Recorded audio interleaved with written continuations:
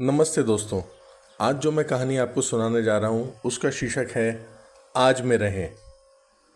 दोस्तों, महाभारत के युद्ध के बाद जब युधिष्ठिर अपना राजपाट संभालने लगे तो वो रोज़ सुबह गरीब लोगों को बुलाते थे और उनको दान देते थे और उसके बाद वो अपना राजकाज संभालते थे। वो एक निश्चित समय था। एक दिन एक गरीब ब्राह्मण आया, दौड़ा और पता चला कि वो आज देर से आया है। तो युधिष्ठिर जी अभी तक दान दे करके वापस जा चुके हैं। उसने बहुत मिन्नतें करी और दरबारियों से और रक्षकों से बोलता रहा कि मुझे आज दे दीजिए दान, मेरे घर पे कुछ भी नहीं है।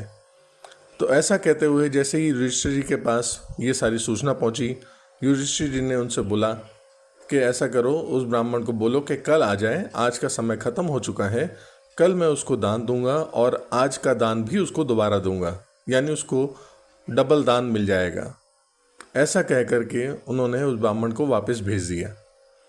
ब्राह्मण वापस घर की ओर जाने लगा, बड़ा उदास सा सिर झुकाए हुए रास्ते में जा रहा था। तब तक सामने से देखा तो श्री कृष्ण आ रहे थे, जो कि युधिष्ठिर से मिलने महल की तरफ जा रहे थे। युधिष्ठिर से मिलने से जाने के रास्ते में देखा उन्होंने कि जब इतना उदास ब्राह्मण आगे खड़ा है तो श्री कृष्ण जी ने रुक करके पूछा, ब्राह्मण क्या बात है, तुम इतने उदास क्यों हो? उस ब्राह्मण ने उदासी के साथ जवाब दिया और कहा कि हे भगवान, मैं आज युधिष्ठिर जी के पास दान लेने गया था और देर से पहुंचने के कारण मुझे कल आने का आश्वासन देकर के भेज दिया गया है।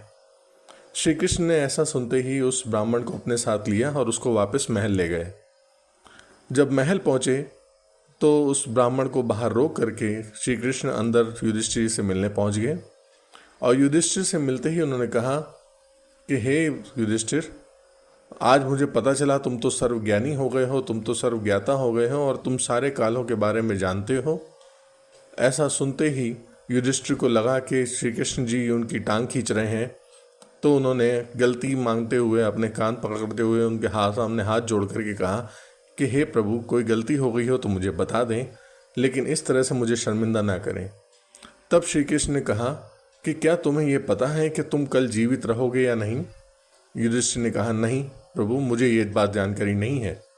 यानी तो फिर तुमने किस आश्वासन के साथ उस गरीब ब्राह्मण को वापस भेज दिया और कल आने के लिए बोला है कि कल आकर के तुम दान ले जाना और दुगना दान देने के लिए तुमने आश्वासन दिया है? क्या तुम्हें ये पूरा यकीन है कि कल तुम्हारा ये राजपाट, सिंहासन और ये सारी सल्तनत तुम्हारी रहेगी यहीं पे?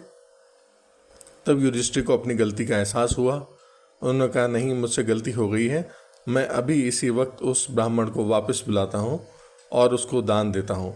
तो उन्होंने कहा कि मैं उस ब्राह्मण को साथ में लेकर आया हूँ, तुम नीचे जा करके उसको दान दे दो और अपनी भूल स्वीकार करो।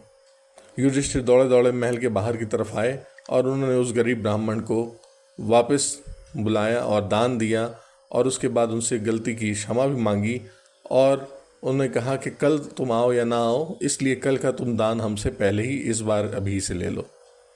ऐसा कहते हुए वो वापस महल में आ गए। तब श्री कृष्ण ने युधिष्ठिर से कहा कि तुम्हारे पास जो भी कुछ है करने को, वो सिर्फ आज का दिन और अभी का समय होता है, कल की किसी को कुछ भी नहीं पता है। तो इसलिए दोस्तों, मेरी आपसे गुजारिश है कि जब भी कभी हम लोग अपना काम कल पे टाल देते हैं तो कल पे टालने के बजाय बेहतर है कि जितना ज़्यादा काम आप आज कर सकते हैं वो सारे काम आज कर दीजिए, क्योंकि कल का किसी को नहीं पता है कि कल सामने वाला आपके सामने हो या ना हो, आप हो या ना हो, और या फिर आपके पास वो साधन हो ना हो। आशा करता हूँ आपको ये कहानी पसंद आई होगी।